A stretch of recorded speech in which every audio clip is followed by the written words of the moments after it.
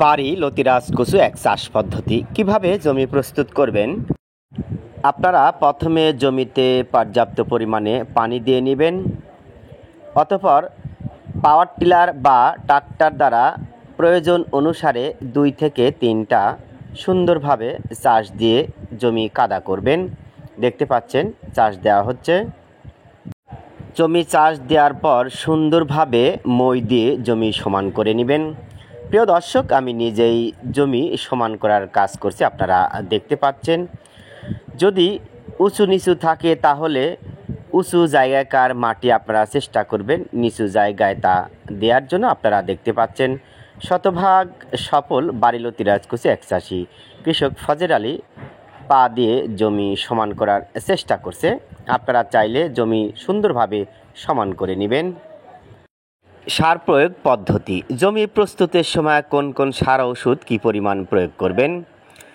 1 শতকে 700 গ্রাম পটাশ, 500 গ্রাম টিএসপি এবং 100 গ্রাম ফুরাডান বা বাসুডেন আপনারা প্রয়োগ করবেন।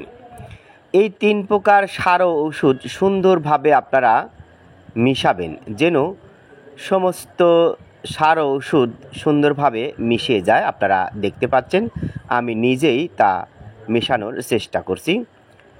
প্রিয় দর্শক, এই সার ঔষধের মিশ্রণ কখন প্রয়োগ করবেন। জমি চাষ দিয়ে মই দিয়ে সমান করার পর এই সার ঔষধের মিশ্রণ প্রয়োগ করবেন।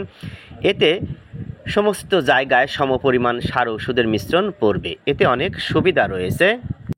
চারা রোপণ পদ্ধতি। কোন নিয়মে চারা রোপণ করবেন, এক্ষেত্রে কয়েকটি পদ্ধতি রয়েছে। প্রথম পদ্ধতি, চারা থেকে চারার দূরত্ব 1 হাত এবং সারি থেকে সারির দূরত্ব 1.5 হাত।